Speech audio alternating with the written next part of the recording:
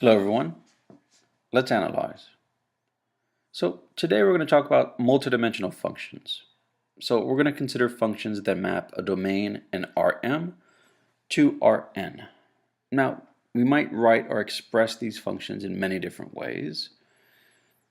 We might say if x is in the domain D, which is in Rm, we might write f of x with the understanding that x is a vector.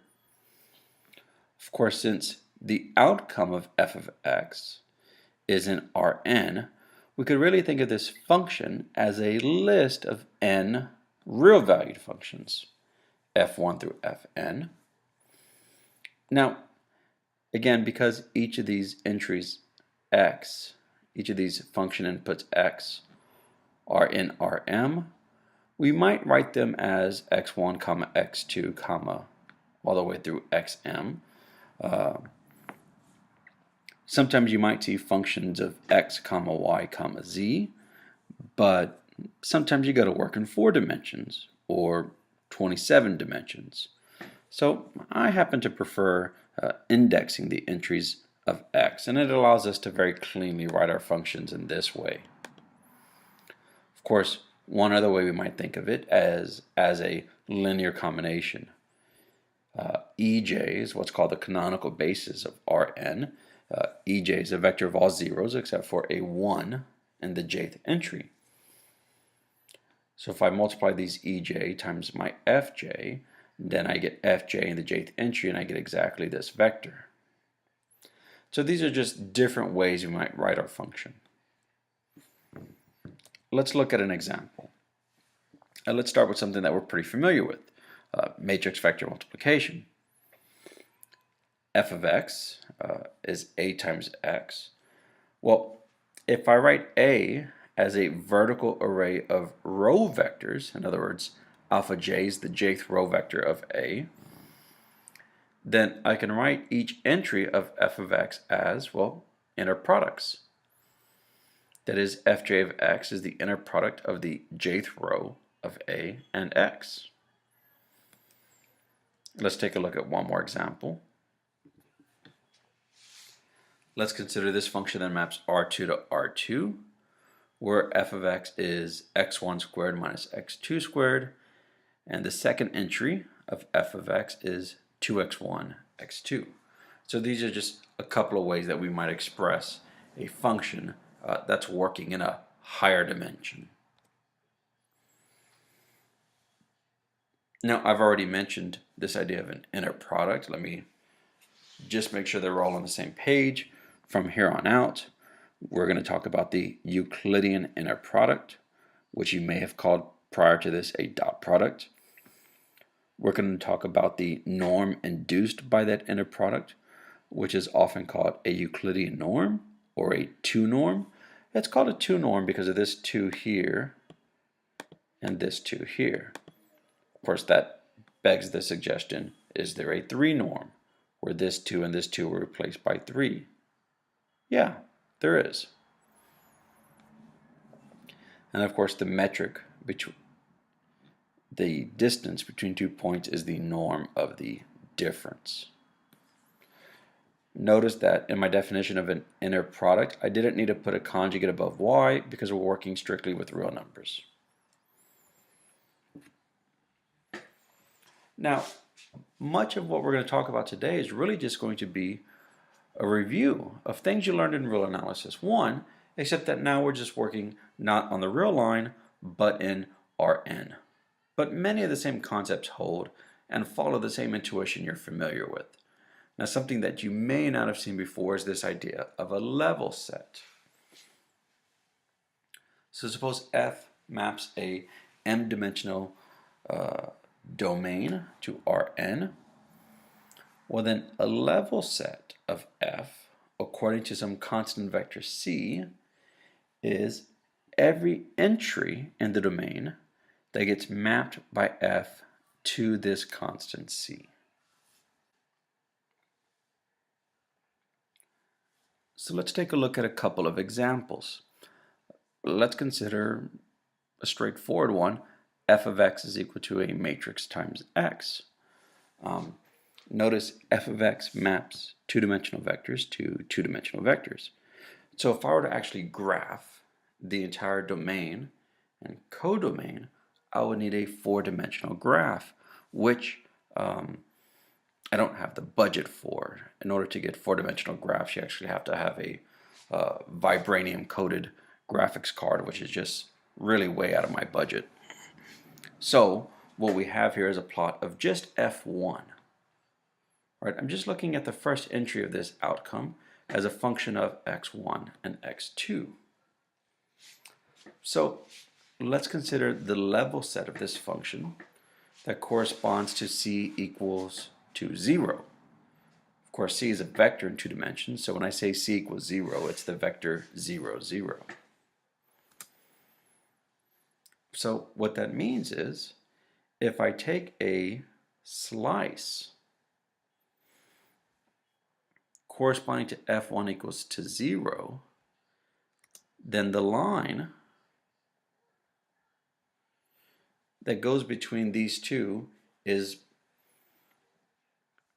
the level set of f1 of x according to the set c equals to 0.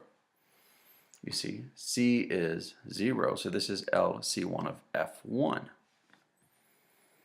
Right? This is every x1 and x2 value for which the first coordinate of f is equal to the first coordinate of c, which is 0. Now let's look at f2. Right? So here's, right, remember this is the level set of f1. I want the level set of the overall f. So I need to look at f2. There's f2. Notice that f2 slices through that 0 plane at exactly the same line. In fact, the level set of f2 is exactly the same line.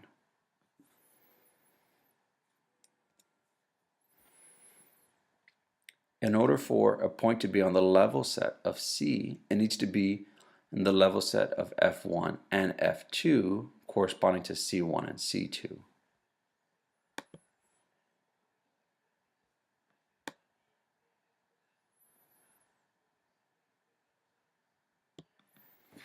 So here we have in red and in blue the level sets of each coordinate. So in fact, if I take the intersection of those 2 points, of those 2 lines, which is just those 2 lines, I actually get the level set of f, corresponding to here, remember that c is equal to 0 in this example. Now, the level set of f of x is equal to a times x. If according to c equals 0, that's actually just the null space of A. What we have here in magenta actually corresponds to the null space of the matrix A because I took the level set of 0. So let's take a look at another example. Again, I have another function f equals a matrix times a vector. And I'm going to look again at the level set of 0. And because f is two-dimensional and the domain is two-dimensional, I have to look at f1 and f2 separately. So I'm going to look at the level set of f1 and f2 separately. So I'm going to draw my 0 plane. I'm going to mark where my function cuts through that 0 plane. That's the level set of f1. Now let's look at f2. Now here we see that f2 does not slice through that level plane at the same point. So if I take the level set of f2 corresponding to c2 is equal to 0, I get a different line.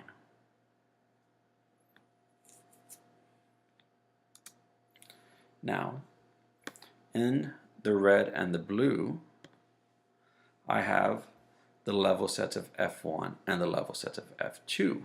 Now, the level set of F has to be in the level set of both of these. In other words, I'm looking at the intersection of these two lines, this magenta point here at 0. Now, remember, because C is 0, the 0 level set of a matrix vector product is just the null space of the matrix. And, well, the null space of this matrix is 0, meaning that this is a non-singular matrix. It's invertible. Its null space is trivial. The columns are linearly independent. And we're all having fantastic flashbacks of linear algebra. That's good. So let's consider another example. This is the function that we had in the examples we were looking at just previously. F of x equals x1 squared minus x2 squared, and the second coordinate is 2x1, x2. Of course, in the picture below, what we have is a saddle. We're all from Texas. We all recognize that that's a saddle. It's also a plot or graph of F1, the first entry of F. Now, I would like to take the level set of F corresponding to C equals the vector 1, 2. So, I'm going to look at the level set of F1 corresponding to C1 equals 1. So, I'm going to slice this at C equals to 1. And where my function intersects with this plane, that's the level set of F1 corresponding to the first entry of C. So now let's take a look at F2. So there's F2. We still have in red the level set of F1. But here's F2, and I'm going to slice it at F2 equals to 2. So you see I'm going to slice it right here. And where it intersects with that slice is where I get the level set of F2. So,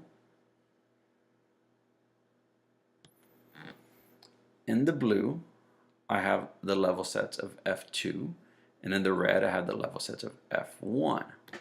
Of course, I want the level set of F corresponding to this C. Right, which means I have to be in the level set of both F1 and F2. So in fact, these two intersections, and literally intersections, the intersections of the two different level sets is the level set of F, these 2 points here.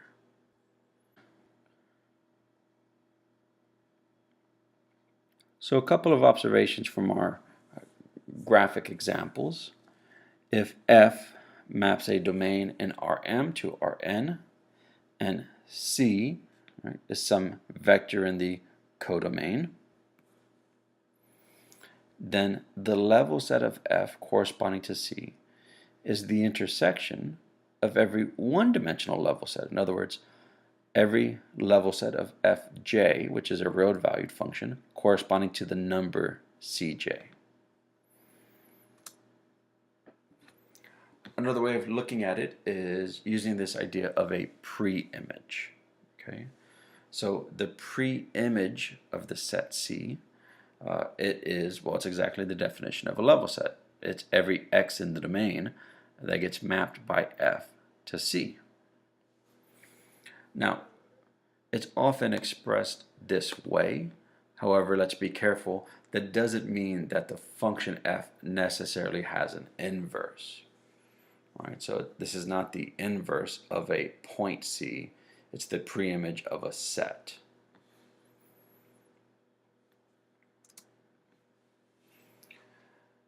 The idea of an open ball. Again, this is all for the most part review. I know we've talked about this before, and we've seen ideas of this in real analysis 1. Oftentimes we called it a R neighborhood. But the open ball in Rn, centered at x0 with radius r, is just the set of all points that are less than r away from x0. A set in Rn is open if every element of U there exists some radius epsilon such that the open ball centered at x naught with radius epsilon is completely contained in U. Let's take a look at an example. Let's show that this open rectangle is in fact open. So let's consider the example of showing that the set R, which consists of every element of R2, for which the first coordinate is within 1 of the coordinate 2, and the second coordinate is within 2 of the coordinate 1. So if we look at this first condition, x1 has to be within 1 of 2. That means if I'm centered at 2 in this picture, I can only go 1 to the left or the right in order to satisfy that condition. And for the second coordinate, from 1, I can only go 2 up and down to satisfy this condition. In fact, we see that R is equal to the open interval 1 to 3 by -1 to 3. And we see here the coordinate 2, 1 is the center of the rectangle. Now, my task is to prove that it's open. Well, let's set out on our task. My goal is, given some point Z in R, show that I can find an open ball centered at Z completely contained inside of my rectangle. Well, here's the strategy. If I consider the distance from Z to the 4 different boundaries,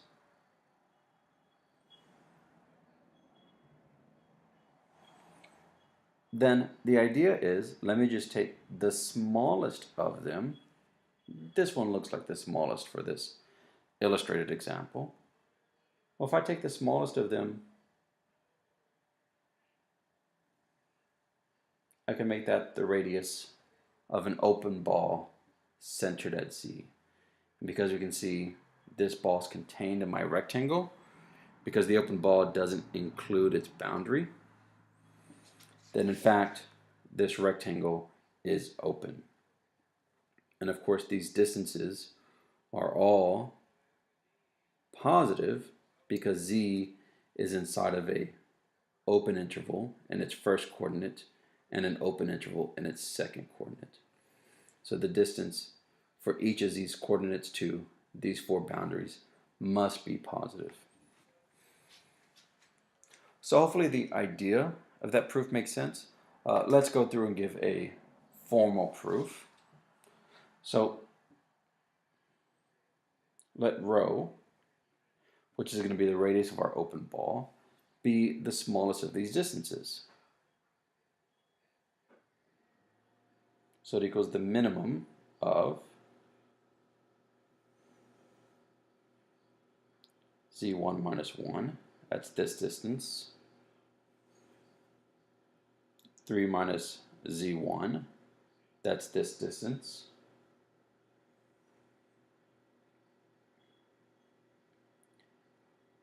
(3 minus Z2, that's this distance,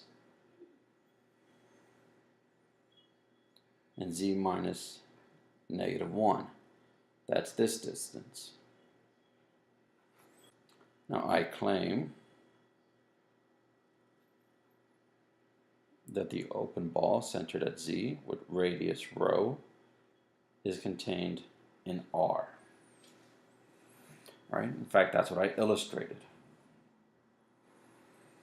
Right? Now to show this,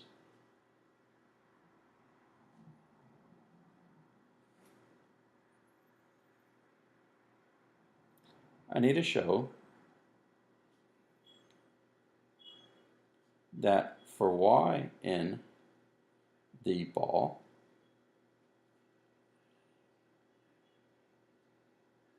then y is in R.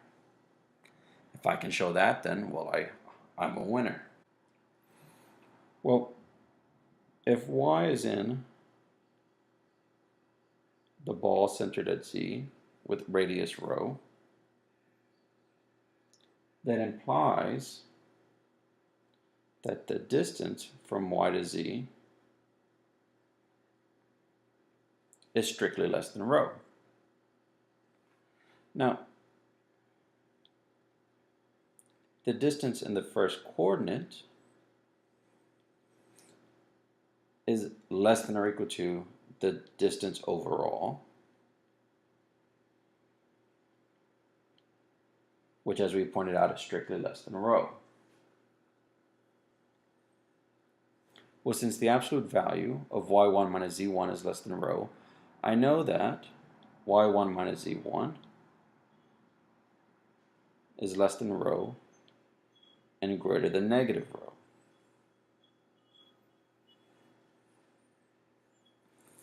Now, of course, rho is less than or equal to any of these four numbers.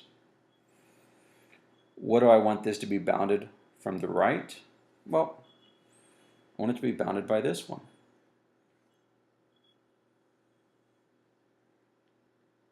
So this is less than or equal to 3 minus z1, because this is my right bound of where y1 is. And the first coordinate has to be bounded on the right by 3. Has to be bounded on the left by 1. So negative rho is greater than or equal to the negative of any of these. Well, specifically, negative rho is greater than or equal to the negative of this.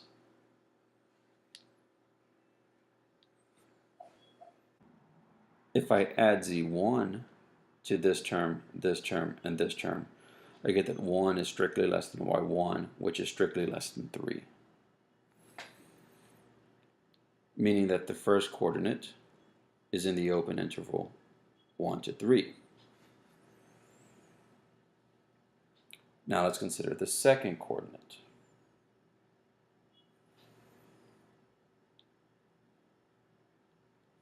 The second coordinate is, of course, less than or equal to the distance of y minus z,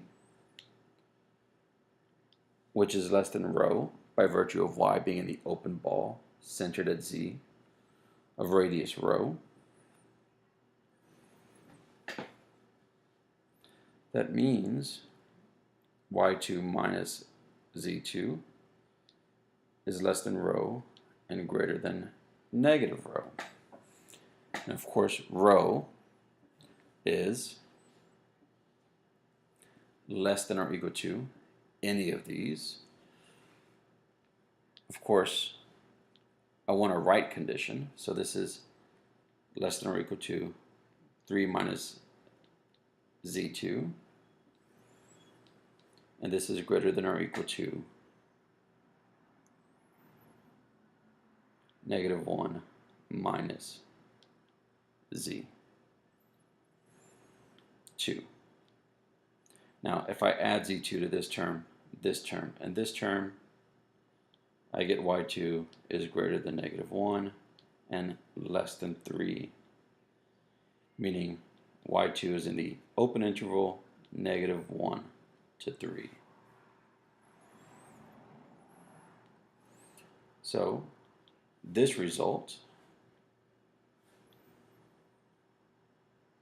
and this result combine to imply that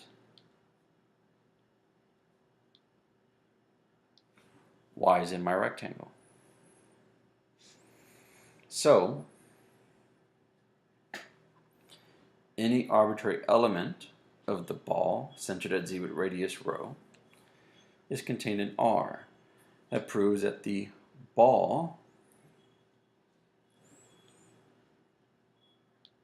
centered at z of radius rho is contained in R, and therefore R is open. So it would be a good exercise for the viewer to prove that the open ball, defined at the top of the page, is in fact open. A few properties of an open set: the empty set and The universal set Rn are all open. Unions of open sets are open. In other words, if D alpha is open for all alpha in some set gamma, then the union over all D alpha is open. Finite intersections of open sets are open. If B1 through Bn is a finite set of open sets, then their intersection is open. Now, the definition of an accumulation point is something that we've seen before in Real Analysis 1. Just as a reminder, let's take a look again at the definition, but now we're going to define it in terms of open balls, rather than in Real Analysis 1 we may have defined it in terms of neighborhoods. So the point A is an accumulation point of C if every open ball centered at A contains infinitely many points of C. The set C is closed if it contains all of its accumulation points. Now, an alternative definition of closed is the set C is closed if its complement is open. Well, it turns out that both definition 1 and definition 2 are equivalent. They're equivalent definitions. If one is true, then the other is true, no matter which one I'm considering. In fact, this is a result that we proved in Real Analysis 1. Of course, the only difference is, in Real Analysis 1, the metric we were using was an absolute value, and here we're using the norm. But if we took a look at our proof of this theorem from Real Analysis 1 and replaced every absolute value with a norm, we would in fact have the proof to this theorem. So I'll leave the proof as an exercise to the reader, since this is it would be a review exercise. A few properties of closed sets. The empty set and the universal set Rn are closed. Intersections of closed sets are closed. Right? If I have a family of closed sets, their intersection is closed. And finite unions of closed sets are closed. Right? If B1 through Bn is a finite set of closed sets, then their union is closed. That, my friends, is a typo. That should say closed. Closure. What is the closure of a set? The closure of a set A in Rn is the smallest closed set containing A, and is denoted A bar. What do I mean by the smallest? Well, what's the smallest I can add to A to make it closed? Well, if I add to A all of its accumulation points, then A would be closed by definition, because it would then have all of its accumulation points. If there was just one accumulation point I failed to add, then A would not be closed. One more definition, an equivalent definition. Let C alpha for alpha and gamma be the set of every closed subset of Rn that contains A. Right? So every possible subset of Rn that contains A, then the intersection of all of these sets is the closure of A. Now, I claim the two definitions are equivalent. Let's prove it. So our task is to prove that our two definitions of closure are equivalent. The first definition, that the closure of A is just A plus all of its accumulation points, so a union. The second definition is that we say the closure is the intersection of every closed set that contains A. So let's prove that they're equivalent. In order to prove that the two definitions are equivalent, I have to prove that they each imply each other. So let's begin with proving that definition 2 implies definition 1. All right. So definition 2 implies that if X is in the intersection of every closed set containing A, well, that means that X is in all the C alphas. Right? If X is in the intersection of all of these closed sets, then X is in all of these closed sets. Now, suppose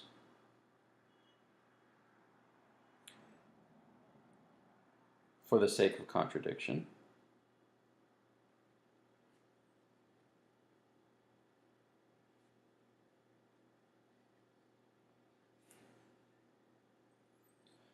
that X is not an A and X is not in the set of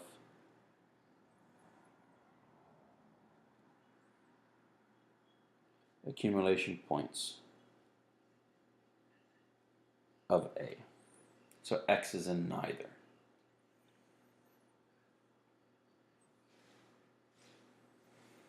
Well, that means there exists a radius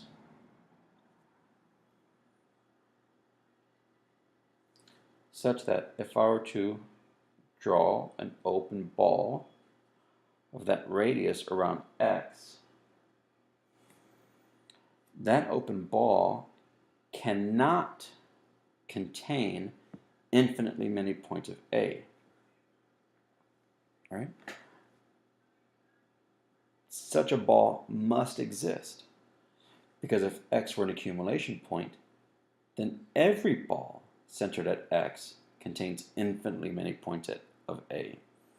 So since it's not an accumulation point, there must exist a radius which does not contain infinitely many points. In other words, it contains at most finite many points of A.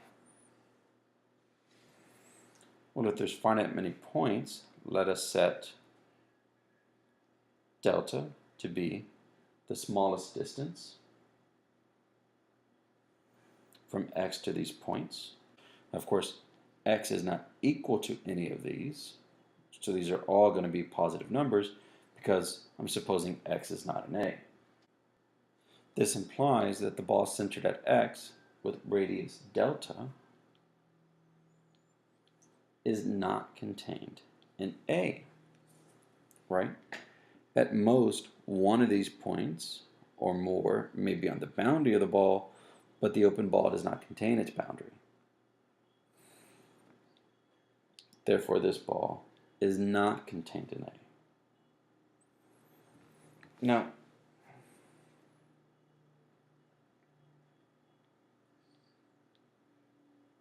for some index,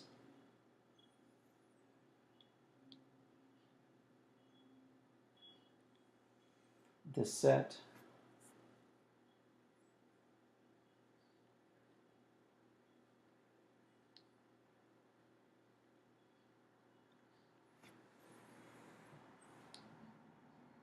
let's consider this set. Let's pick some C alpha from my family and exclude this open ball. Now, to exclude this open ball is to take the intersection of the complement with C alpha, which means that this is closed, because I'm excluding an open set. So this is closed. Since this has no part of A from here, this closed set contains A. Since this is a closed set that contains A,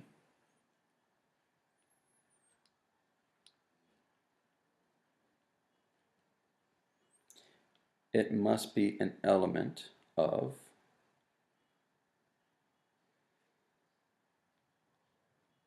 the set of all closed sets containing A. Remember that this is the set of all closed sets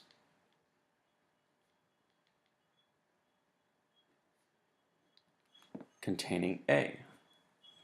And since that's a closed set containing A, it must be an element of it. However,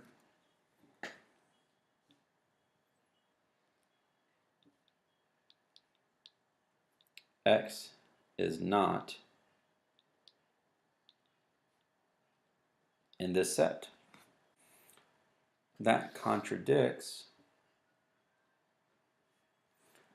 the supposition that X is in all closed sets containing A. Right? We assume that X is in C alpha for all alpha and gamma.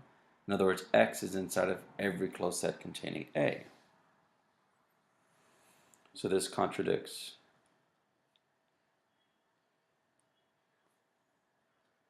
star, which gives us the result.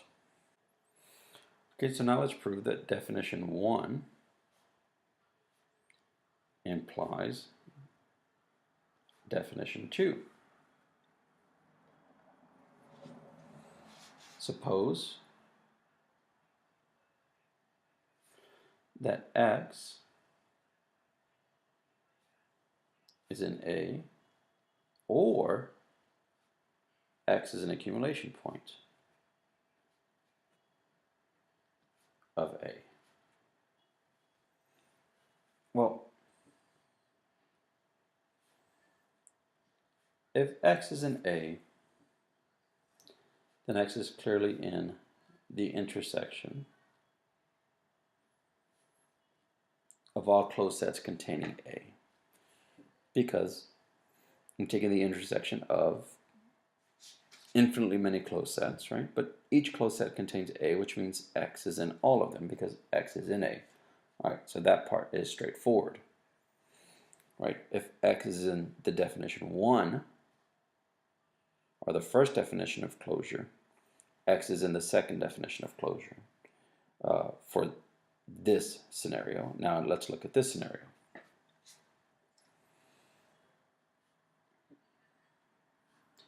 If X is an accumulation point,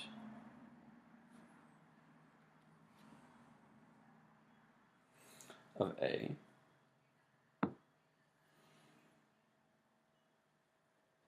and A is contained in every C alpha, well then X is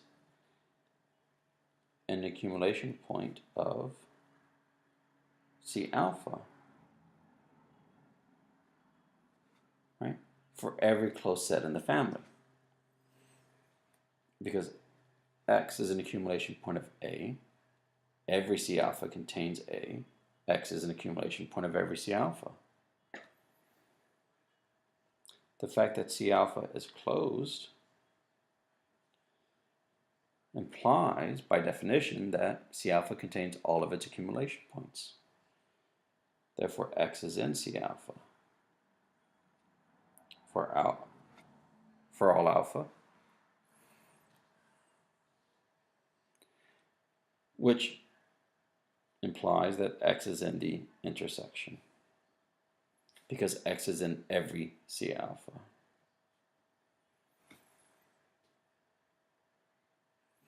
And we've proven that definition 1 implies definition 2. And we've proven that the two definitions are equivalent. So another concept that may be new is the idea of a boundary. So given a set in n dimensions, the boundary is the intersection of the closure of that set A and its complement. Another way to think about boundary is to characterize points in the boundary. So if you have a point in the boundary, then every single open ball centered at X contains points that are in A and not an A. For example, if you were standing on the border of Texas, which if you live in the Rio Grande Valley, you're not far from it. And if you're in Dallas, you're a short drive from the border of Texas. Now, if we consider the border of Texas as a one-dimensional curve, you can center your gravity on the border, but that means no matter how thin or how wide you are, there's a piece of you in Texas and a piece of you not in Texas. If that's true, no matter how thin or wide you are, then you are on the boundary. Now, it's pretty straightforward to show that the two definitions are equivalent, and in fact would be a good exercise to do. Now, the definition of function limit, again, this is an idea that we're familiar with. Again, we're just putting it into the language of multi-dimensional space. So let F map a domain in Rm to Rn. Let x naught be an accumulation point. Then the limit as x approaches x naught of F is L if and only if for all positive epsilon there's a delta such that if x is in the domain and x minus x naught is less than delta but greater than 0, in other words x and x naught are not equal, then f of x minus L is less than epsilon.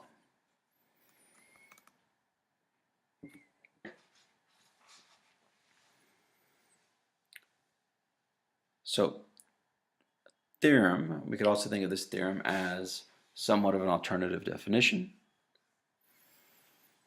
Given the same setting, if every sequence in D that converges to x naught but is never equal to x naught, the corresponding sequence f of xn converges to L as well, then the limit of the function f as x approaches x naught is L.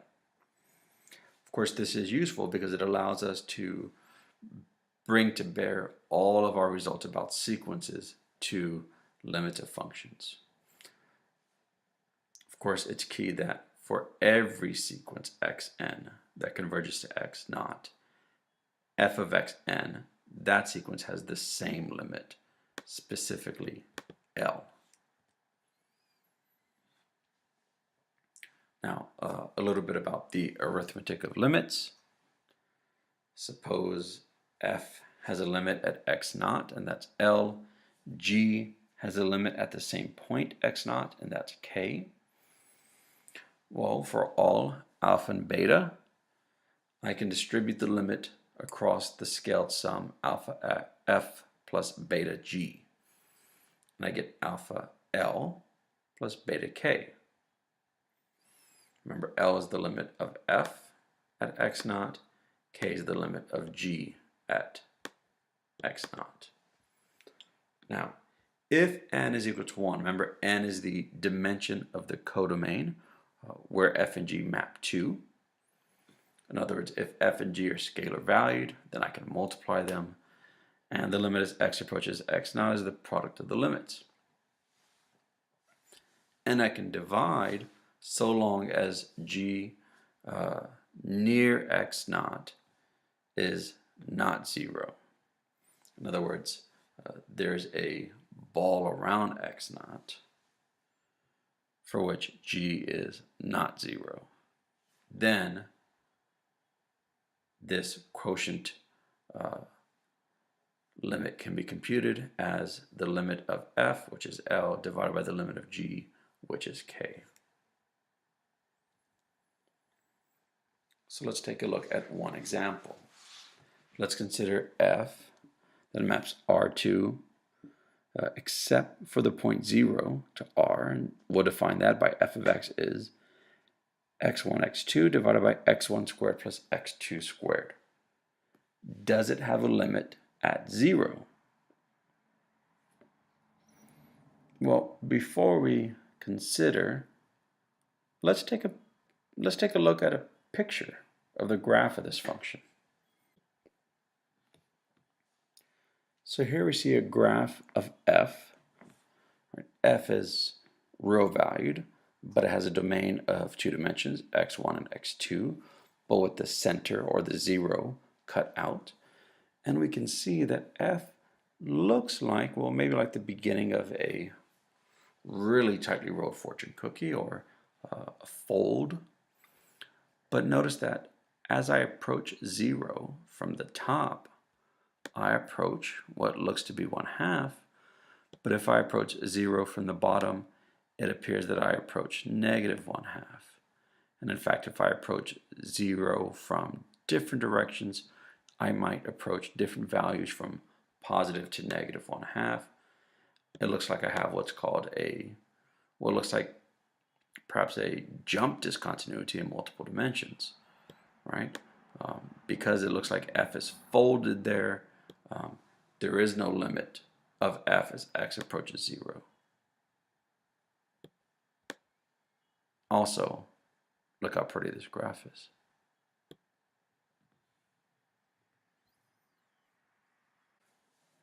So hopefully we're convinced by the graph that the limit of f as x approaches 0 does not exist.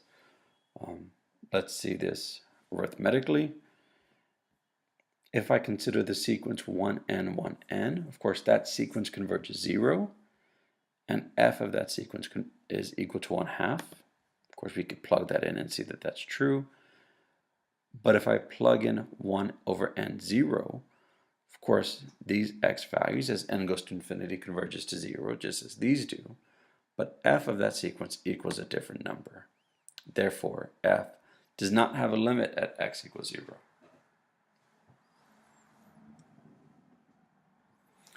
Let's take a look at another example. What if I take the previous example but square x1 in the numerator? Then show that does have a limit. Well, again, let's take a look at what it looks like.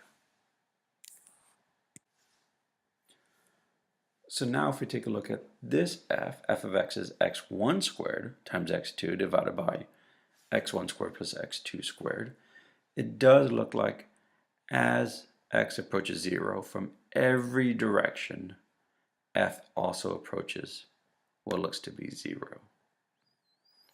Of course, it may not be differentiable at that point, but it does look like that limit does in fact exist.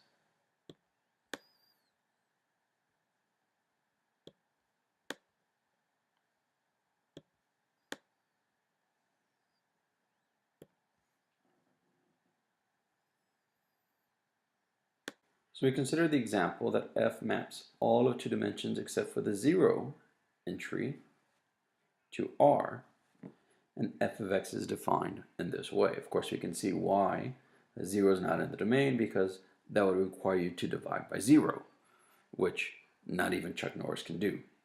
However, it does not prevent us from taking the limit as x approaches 0, because 0 is in fact still an accumulation point of this set. So, what is this limit? Well, suppose that epsilon is greater than 0, right? Some arbitrary positive number, and 0 is less than the distance from x to 0 where I'm taking my limit. Of course, that just equals the norm of x. And this is less than delta. Well, then the question is, what delta must we choose to guarantee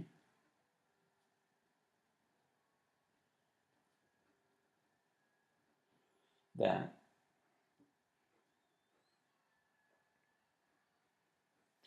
f of x minus our possible limit? Now, what do I think my limit is going to be? Well, I think my limit is going to be 0, right? As x approaches 0, this is going to get small. And we saw from the picture that it appears to approach 0. So let's give that a shot. Now, notice that the norm in one dimension is just an absolute value. So this is the absolute value of x1 squared x2 divided by x1 squared plus x2 squared. Well, if I add something positive to the numerator, I get something bigger. So I'm going to do that.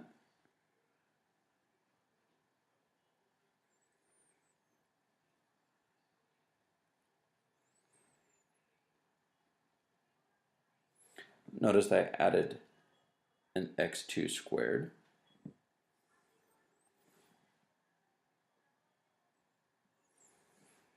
And if I do that, then these two things cancel, and I just get the absolute value of x2, which is less than or equal to the norm of x, which is less than delta.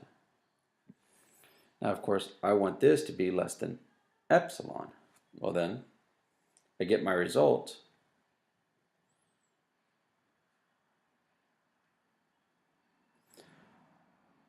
I get my desired result if delta equals epsilon. Epsilon is arbitrary. There exists a delta. What's the delta? Epsilon. Of course, we know from rule analysis 1 that the idea of continuity is related to the idea of a limit. If f maps a subset of Rm to Rn and x naught is in the domain, then f is continuous at x naught if x naught is an accumulation point and the limit at x naught is f of x naught, or if x naught is not an accumulation point. It just has to be in the domain.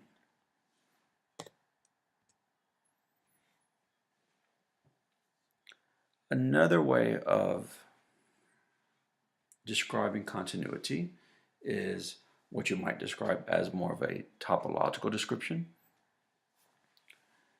It says let D in Rm be open and f maps that domain D to Rn. It's continuous on D if and only if the pre-image of every open set in Rn is open in Rm. That is, if V in Rn is open, then the pre-image of V, that is, every x in the domain for which f of x is contained in V, is open.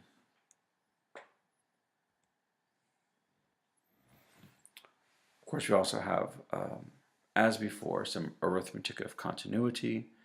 If f and g are continuous at x naught, then so is alpha f plus beta g. If n is equal to 1, then so is f times g of x. Again, if n is equal to 1 and g of x naught is not 0, then f divided by g of x is continuous. And if h is continuous at f of x naught, and of course f is continuous at x naught, then the composition of h and f is continuous at x naught. By the way, the second example for a limit, if we add f equals 0 at x equals 0, so that f is now defined over all of R2, then we know that it's continuous at 0 because we computed the limit as x approaches 0 and got 0, which is f of 0. In fact, we could prove it's continuous everywhere because these powers of x are continuous, this product is continuous, and this quotient is continuous using the arithmetic of continuity.